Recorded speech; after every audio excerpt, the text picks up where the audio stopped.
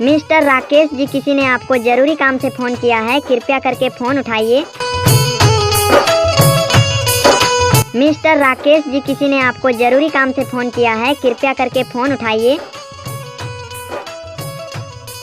Mister Rakesh ji, किसी ने आपको जरूरी काम से फ़ोन किया है, कृपया करके फ़ोन उठाइए।